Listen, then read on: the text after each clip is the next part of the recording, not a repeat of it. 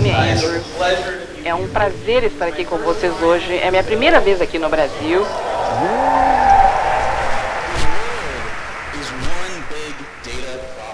O mundo é um grande problema de dados. E se você é uma pessoa de dados, que eu espero que todos estejamos hoje até o fim da noite, se você é uma pessoa de dados, você começa a ver dados em todos os lugares. Você vai ver o papel que os dados podem ter em tudo que fazemos. E você começa a entender o que o Andrew e eu estou tentando falar. O que estamos querendo dizer é que os dados estão mudando o nosso mundo. Eles estão mudando a forma como nós agimos, a forma como nos transportamos bem, está mudando a forma como criamos o entretenimento e consumimos isso. Tem empresas, por exemplo, como a Netflix e a Amazon, que utilizam dados para determinar que tipos de shows ou filmes eles vão produzir. Está mudando a forma que nós lidamos com campanhas políticas, a forma como os políticos estão interagindo com o público, e utilizando os dados para grupos para resistir a esses regimes autoritários no mundo todo. Receber os dados realmente fazem parte de toda a nossa vida e até inclusive termos uma vida com mais saúde. Nós temos aquele dispositivo que fica no nosso pulso para cuidar do nosso batimento cardíaco e dos passos. Os dados estão começando a influenciar todos os aspectos da nossa vida. E mais mudanças aconteceram. Começamos a ver coisas no horizonte que vão mudar as coisas de formas que ainda nem entendemos como. Recebendo os adventos, por exemplo, de veículos autônomos ou lojas que não possuem caixas. O Amazon, na verdade, está testando uma loja em Seattle onde não há caixas. Você só entra na loja, você se conecta com a sua conta no Amazon e você sai. E os dados, a tecnologia está por trás de tudo isso. Toda essa experiência, eles fazem coisas com dados, por exemplo, que não era possível 10 anos atrás. Nós estamos também vendo cidades mudarem.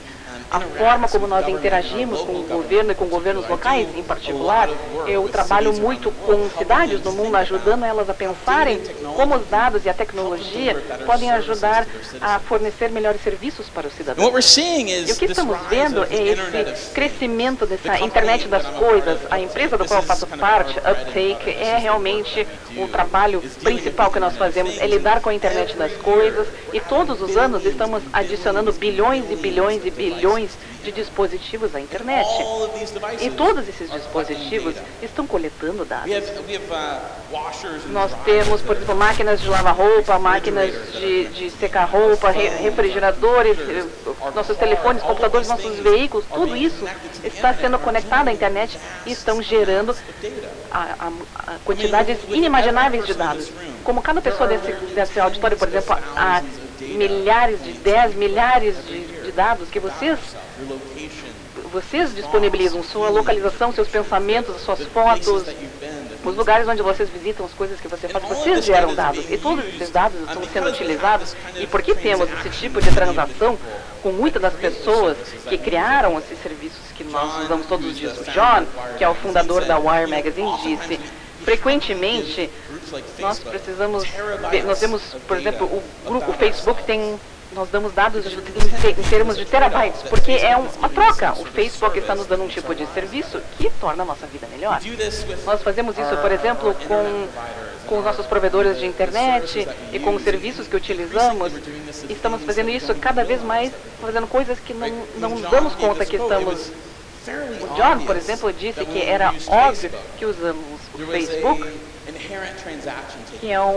quando usamos o Facebook, há uma interação inerente ali. Eu pago basicamente pelo Facebook. E agora, na medida que estamos conectando os dispositivos e vinculamos mais coisas à internet, fica menos claro o momento que essa troca está acontecendo, essa troca de dados está acontecendo, sem nos darmos conta, mas todos esses dados são gerados. Todos os dados que nós geramos sobre nós mesmos frequentemente são utilizados para, por exemplo, encontrar pessoas para sair, para pedir comida. Nós focamos tanto na nossa energia tecnológica em resolver aquele problema do privilegiado. Nós temos tantas empresas que estão surgindo do Vale do Silício, por exemplo, até em Chicago, de onde eu venho, que focam nos problemas de um pequeno segmento da população mundial. E a pergunta é, os dados e a tecnologia, eles podem ser utilizados para mais? Podem ser utilizados para mais do que para encontrar pessoas ou encontrar equipamentos ou comida? E a resposta é sim. Com certeza, os dados e a tecnologia podem ser uma força de bem para o mundo. Eu realizei projetos onde utilizamos dispositivos conectados para monitorar, por exemplo, a qualidade da água e a distribuição de água para partes rurais da África, por exemplo. Eu trabalhei em projetos onde utilizamos drones em algumas partes do sudeste da Ásia, e trabalhamos também com a questão da educação, utilizando a analítica preditiva para ver quais os alunos têm mais chances de desistir da escola e tentar intervir para fazer o melhor. Os dados podem ser uma força de bem para o nosso mundo, e há diferentes formas como os dados podem ser utilizados. E por isso que existe esse movimento, o Data for Good, os dados para bem. Primeiro é o almejar os serviços mais inteligentes. O que isso significa? Que muitas pessoas que trabalham com organizações sem fins lucrativos, por exemplo, nós assumimos que nossos programas acabam funcionando da mesma maneira para todos. Nós assumimos que as pessoas que têm necessidades, eles se matriculam nos nossos programas e fazem alguma coisa para melhorar a sua vida. Mas a verdade é que a maioria dos programas não funcionam da mesma forma para todos. A maioria das intervenções das organizações não são eficazes para todas as pessoas. Então isso leva à pergunta, como podemos entender melhor onde as nossas organizações podem fazer o melhor e para quem eles podem afetar mais positivamente? E quando fazemos isso, podemos então almejar nossas organizações, nossos serviços das pessoas, onde podemos fazer o melhor para eles. Porque sempre quando entregamos algum serviço para uma pessoa que não se beneficia, nós nos perguntamos, isso foi um desperdício de recurso? Pois eu acredito que nós todos aqui nesse auditório, há alguma coisa nesse mundo hoje que quer ver uma mudança acontecer amanhã. E nós temos um recurso limitado, uma quantidade limitada de recursos para poder atingir isso. Então temos que ser mais eficazes e temos que ser focados. Então parte do movimento Data for Good é utilizar as organizações para almejar melhor o seu trabalho, para melhor identificar as pessoas que se beneficiariam de suas organizações e almejar esses serviços nelas. E isso também facilita a monitoração nessas organizações. O modelo antigo era que nós tínhamos um programa em algum lugar longe no mundo e talvez daqui a cada 5 anos nós faríamos um controle randômico desse projeto, enfim. Mas por causa da tecnologia, nós podemos monitorar esse trabalho na terra e fazemos muito trabalho, por exemplo, com agricultura, tentando entender as intervenções ou pequenos fazendeiros, por exemplo, melhorar as suas plantações, enfim, e gerar como fazer o bem para o mundo, porque olhamos para, por exemplo, imagens de satélites diárias em acesso a lugares no mundo que nunca tínhamos antes. Então, permite que há um monitoramento melhor.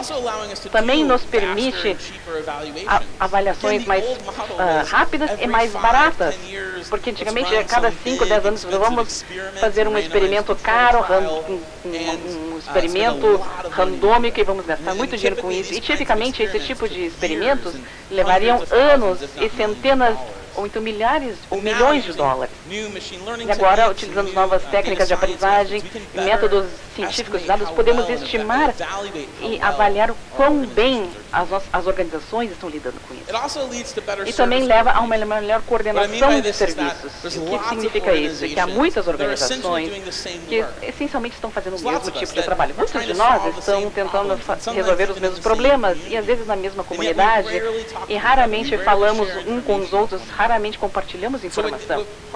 Então, esse trabalho que eu faço, por exemplo, Bright Eyes, essa empresa que eu fundei, é ajudar essas empresas a compartilhar seus dados para ver o que está funcionando e o que não está funcionando. Trabalhamos com as organizações na comunidade para ajudar eles a ver que tipo de população eles afetam de uma forma mais eficaz, coordenar melhor os seus serviços, porque, de novo, no final, estamos aqui porque tem alguma coisa nesse mundo hoje que nós queremos mudar no dia de amanhã. E se conseguirmos fazer colaborações e parcerias e coordenar os nossos serviços, eu acho que podemos chegar lá mais rápido.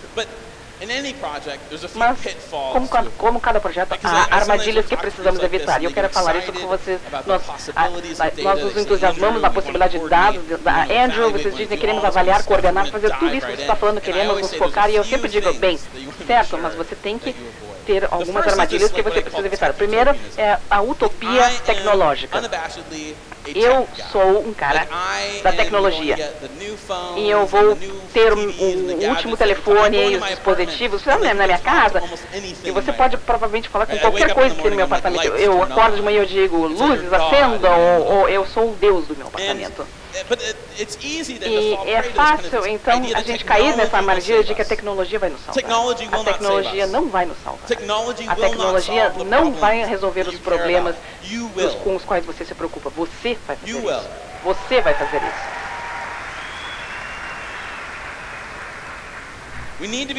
Você precisa ter cuidado ao reconhecer essa tecnologia, porque a tecnologia não é o escape, é a ferramenta que nós vamos utilizar de uma forma apropriada. Talvez a tecnologia não seja a ferramenta ideal. Então precisamos evitar a ideia de que a tecnologia vai nos salvar. A segunda é a construção demasiada. Alguns construtores aqui, cientistas de dados aqui, eu sei que nós adoramos complicar as coisas em demasia. O que eu quero dizer é que, se você me dá um problema para resolver, eu vou tentar achar a forma mais complicada para resolver aquele problema, para mostrar o quão inteligente eu sou. Isso é um problema muito grande entre algumas empresas tecnológicas com as quais eu trabalho.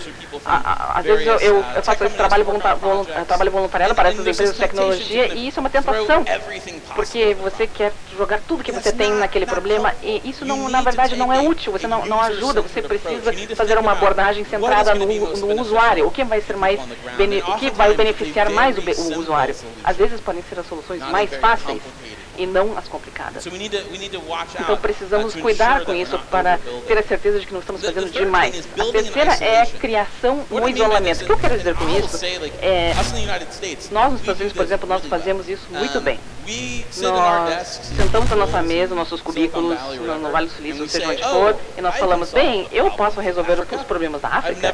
Eu nunca estive na África, mas eu já entendi e já sei como resolver isso. E essa ideia, de novo, é que parece que nós somos mais inteligentes ou melhores que as pessoas que estamos tentando servir, e isso não é verdade. Então temos que ter a certeza de que quando você está desenvolvendo e usando esses dados na tecnologia que você faz, que você não faça isso em isolamento, mas que você faça de uma forma colaborativa com as pessoas que você está tentando servir.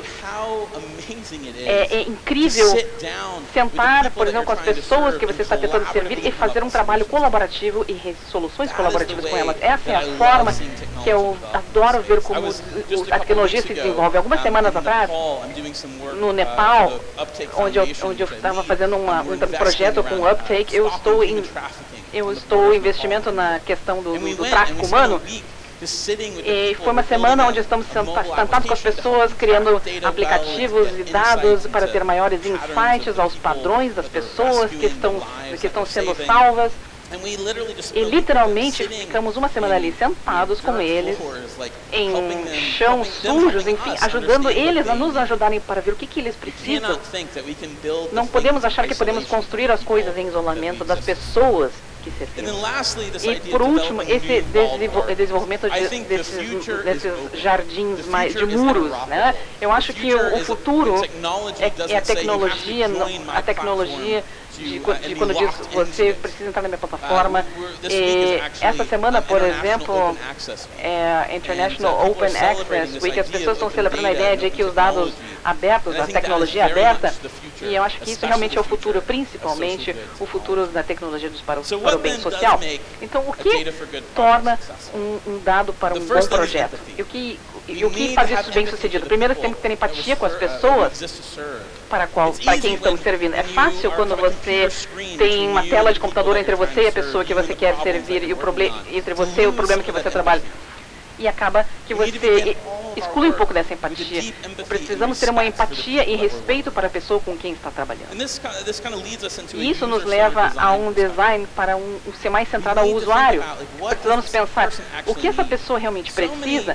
há muitos setores ou organizações que têm problemas, trabalham com dificuldades que o pessoal do sistema privado não entende. Então, precisamos realmente usar uma abordagem centrada no usuário. O que vai funcionar para você neste ambiente? E isso leva ao sucesso. E isso também leva ao foco no impacto. Precisamos estar muito focados no por que existimos. Há muita fala ultimamente, nos últimos anos, sobre o que significa ser uma organização de impacto. Eu gosto de pensar no seguinte: se você está tentando criar um conceito sobre o que a sua organização é, imagine, por exemplo, dois mundos. Em um mundo, a sua organização existe, e no outro mundo, tudo é a mesma coisa, mas a sua organização não existe. A diferença entre esses dois mundos é o impacto das organizações. A diferença entre esses mundos é o impacto da sua organização. E o que eu quero dizer com isso é que espero elicitar a ideia de que precisamos estar muito preocupados com o que aconteceria de qualquer maneira. Essa ideia de que é um contrafacto, o que aconteceria? Então, se você está trabalhando, por exemplo, com alunos e você está tentando evitar que eles sejam presos e você ajuda, é bem sucedido e você consegue manter esses jovens fora da cadeia, isso significa que a sua organização tenha impactado? Não necessariamente, porque alguns desses jovens podem ter ido para a cadeia mesmo assim. Se você quer ajudar as pessoas a conseguirem mais empregos e você tem sucesso nisso, você foi uma empresa de impacto? Não necessariamente, porque algumas dessas pessoas podem ter conseguido alguns empregos mesmo assim. Então você precisa se preocupar. O que chamamos do impacto marginal da organização. Quem são as pessoas que estamos ajudando? As pessoas que realmente têm as suas vidas mudadas por causa da sua empresa. E é por isso que nós focamos no impacto. E eu frequentemente gosto de falar sobre a diferença entre o mundo de hoje e o mundo que pode vir a acontecer. E eu acho que isso começa com a ideia do impacto. Hoje, muitas das nossas organizações, muitas das organizações do setor terciário estão muito ocupadas fazendo muitas coisas. Nós somos muito bem como setores para criar, juntar dinheiro para criar programas e todas essas coisas, mas isso nos distrai do motivo pelo qual nós existimos, que é criar mudança. Então precisamos nos manter focados, e a parte do problema é que hoje não há muito incentivo para mudar para o lado do impacto. Se você lidera uma ONG, por exemplo, a maior parte do tempo você vai ter bolsas para poder fazer os seus programas acontecerem, mas você não recebe para isso. Então isso pode se tornar muito fácil a gente de se distrair, porque você começa a se ocupar demais com as coisas e você não se foca tanto no impacto que está criando. E a minha visão para o futuro, portanto, é um futuro onde você está muito focado para o impacto. O trabalho que estamos fazendo, o trabalho que você está fazendo nesta sala é um dos mais importantes desse mundo. Nós estamos criando valor para o mundo. Nós estamos mudando a vida das pessoas, nós estamos resolvendo problemas. Nós precisamos, portanto, estar muito focados nisso. Segunda coisa é que a tecnologia se torna uma ferramenta e um ativo e não um problema. Eu já vi muitas vezes, eu já passei muito tempo com ONGs, por exemplo, onde eu encontro com as pessoas, com os funcionários. Você não se encontra com os gerentes, os diretores, porque eles nunca contam o que está realmente acontecendo. E você vai para os funcionários mesmo, e eles falam, nós temos um novo aplicativo, nós matriculamos você, como está acontecendo? E você acaba descobrindo a verdade, você ouve que as pessoas estão dizendo bem, ótimo, mas toda sexta-feira eu vou botar uns números aqui que eu acho que estão certos, mas talvez possa estar errado. E você tem que entender que frequentemente a tecnologia pode ser um problema para as pessoas que estão fazendo o trabalho, que estão entregando esses serviços. Então, a parte do motivo pelo qual eu faço isso, que eu estou trabalhando, é que o mundo da tecnologia é uma ferramenta e um ativo, e não um problema, principalmente aqueles que estão fazendo o trabalho. Eu vou fazer um workshop amanhã, nós vamos falar muito mais sobre isso amanhã. Depois, é um setor, um lugar onde todos os tipos de habilidades são utilizadas para resolver os problemas mais valiosos. Eu acho que durante muito tempo, esse terceiro setor foi dominado por trabalhadores sociais e pessoas que tinham habilidades que eram realmente muito valiosas, mas eu estou empolgada de ver esses grupos, na verdade, se juntando e ver o papel da tecnologia e os dados para tentar resolver esses problemas também. Há uma grande variedade de habilidades e de pessoas que precisamos estamos na mesa para fazermos progresso, para resolver os problemas. Então, isso é um pouco sobre a minha visão para o futuro. E esta é a minha fala favorita. É o Edward Deming. Em Deus nós confiamos, mas em todos os outros precisam trazer dados. Muito obrigado por me escutarem hoje. Obrigado. Eu vejo, como setor privado, eu vejo o terceiro setor ainda carente de saber estruturar as informações e saber medir o impacto das próprias ações. Você acha que, quanto mais o terceiro setor olhar para Big Data e para a análise das informações, a captação vai aumentar? So I think Eu acho que there's a lot of há opportunity muitas for oportunidades quando nos falamos de ajudar as organizações a fazer um melhor trabalho de coletar dados para falar sobre o seu impacto. Eu acho que é um dos motivos maiores que as organizações nos procuram, porque eles querem que vocês capturem o seu impacto. Organizações que dão suporte a fundações, enfim, coisas desse tipo. E acho que isso é um aspecto muito importante do dado.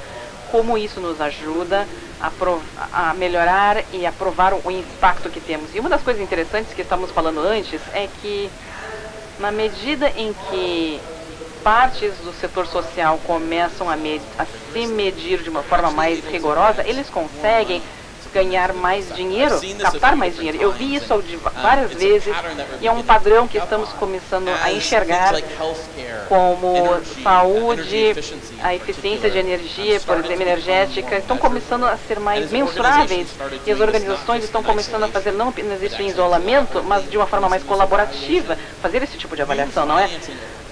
O financiamento, novos financiamentos acabam acontecendo porque pessoas com dinheiro querem saber que o seu dinheiro está sendo feito para algo bom. E se você dar dados e informação a eles, eles têm mais confiança em você. Eles se tornam mais confiantes sobre a sua doação e o investimento, sobre o que o seu investimento está sendo usado.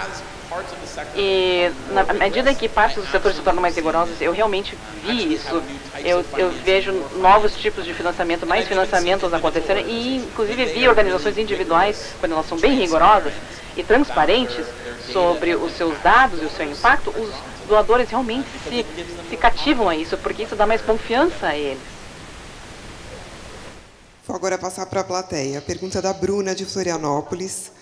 Como usar os dados de maneira mais criativa? Tem alguns exemplos? Dados e a criatividade, eu acho que há essa ideia de que, de alguma forma, os cientistas de dados não são as pessoas mais criativas nesse mundo. Mas eu diria que muitos têm históricos que trabalham com música, artistas. Então, realmente me impressionei como esses tipos de pessoas têm um histórico muito legal e diversificado.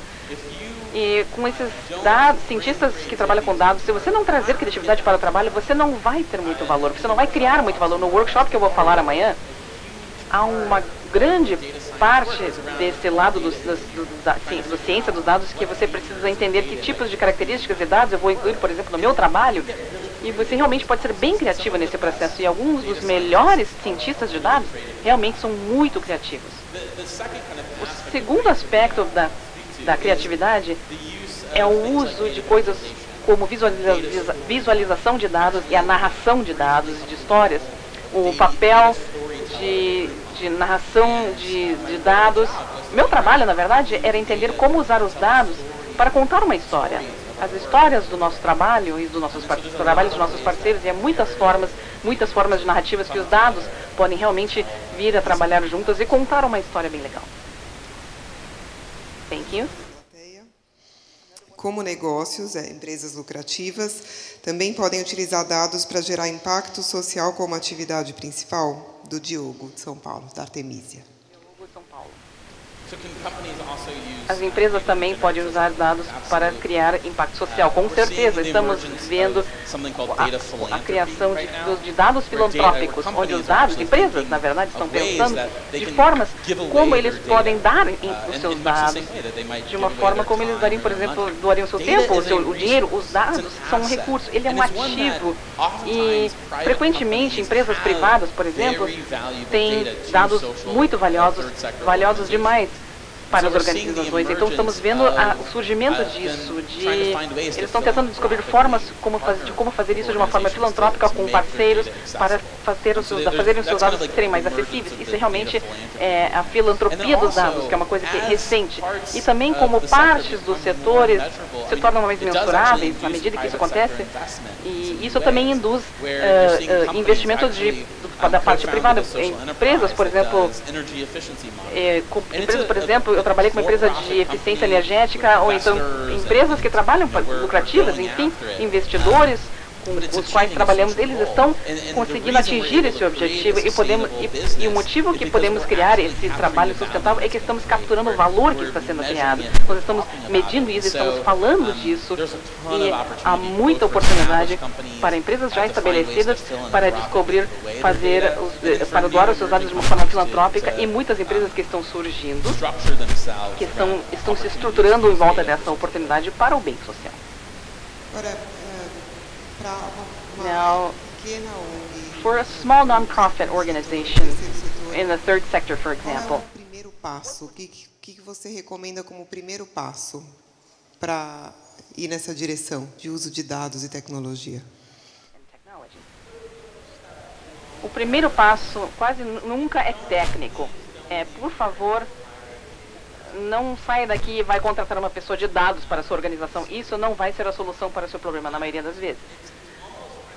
É quase como pensarmos qual é a cultura da sua organização e a forma como nós podemos mudar a cultura da sua organização. Porque as organizações de todos os tamanhos podem utilizar dados. Não me importa quão grande ou quão pequeno você é, podemos pensar em termos de evidências, por exemplo, para as decisões que você faz. Por que você toma as decisões que você toma? Você tem evidências para essa decisão? Você tem evidências que provam que você está fazendo a coisa certa? Enfim, a evidência é apenas uma outra palavra para dizermos dados. Então, as organizações de todos os tamanhos pensam rigorosamente sobre as suas decisões, e frequentemente eu vejo, principalmente em organizações do terceiro setor mais pequenas, que o melhor investimento que eles podem fazer no início é investir na cultura.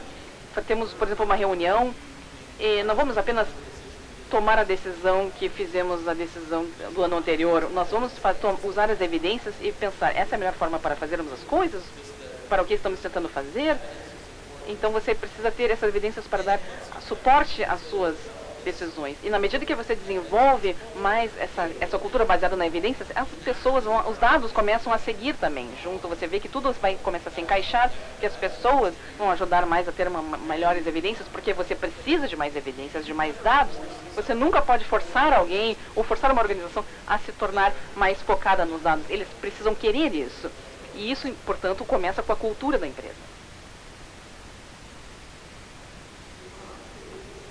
A question here. It's kind of actual. It's a polemic question, actually, controversial one.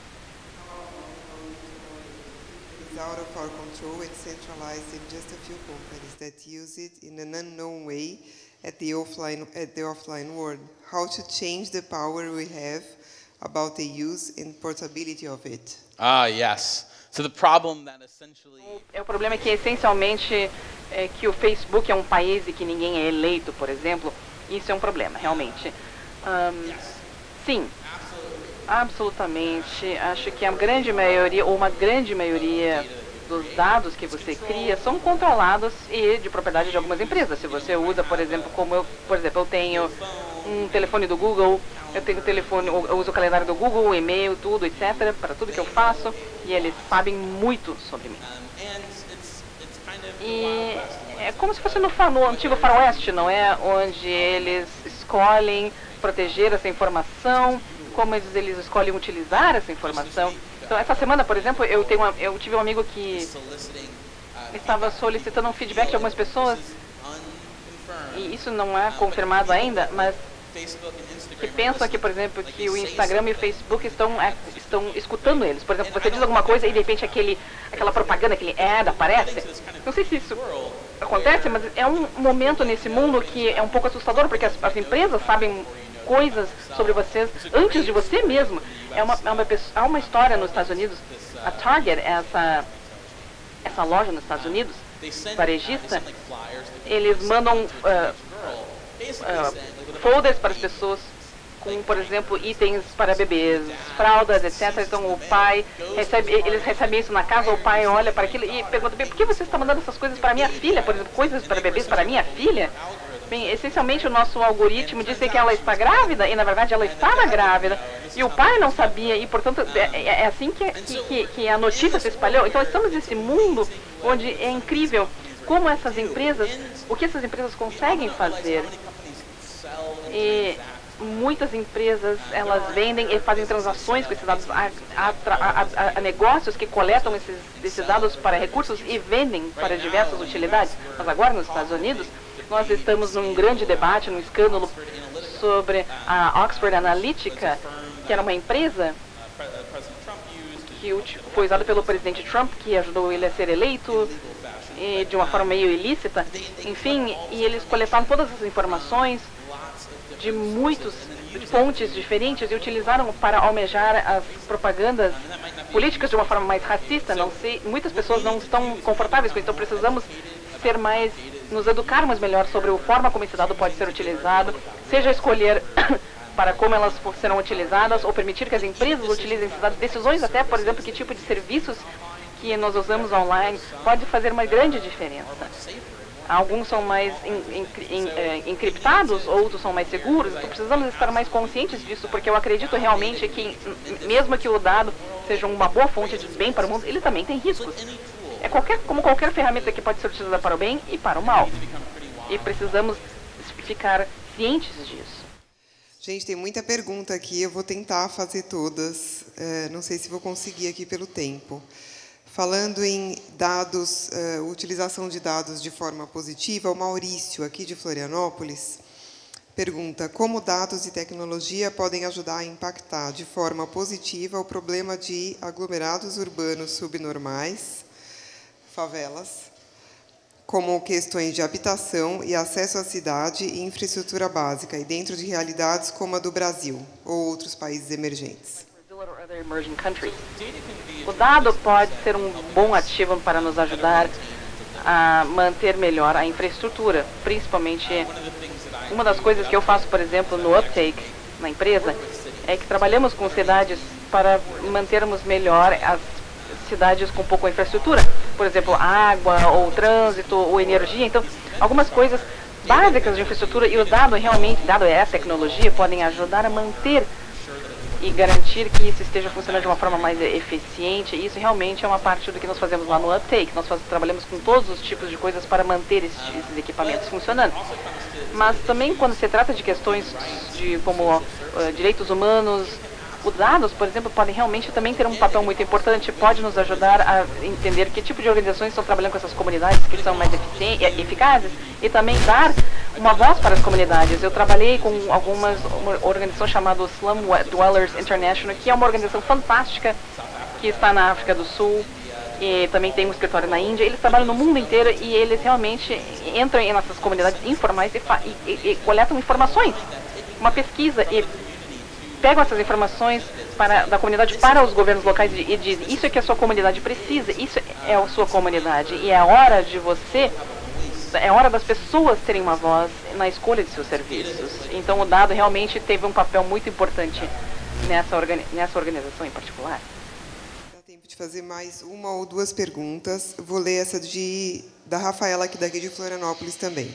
Ela está lendo um livro chamado Abundância, um dos autores da Singularity University, uma instituição dedicada à tecnologia e inovação. O livro fala sobre como o mundo de abundância é possível a partir de várias intervenções tecnológicas.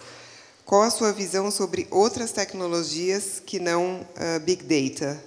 De que forma elas podem trazer impacto? Então, eu acho que a tecnologia, em geral, pode ter um grande impacto no mundo.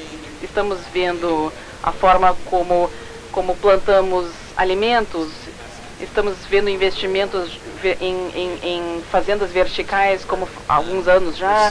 Estamos vendo muitas disrupções acontecendo. A tecnologia, de novo, eu gosto de pensar nela como uma ferramenta que pode ser utilizada para o bem ou para o mal. E precisamos entender que as disrupções que essa tecnologia pode acontecer nos Estados Unidos, por exemplo, nós falamos, são os veículos autônomos.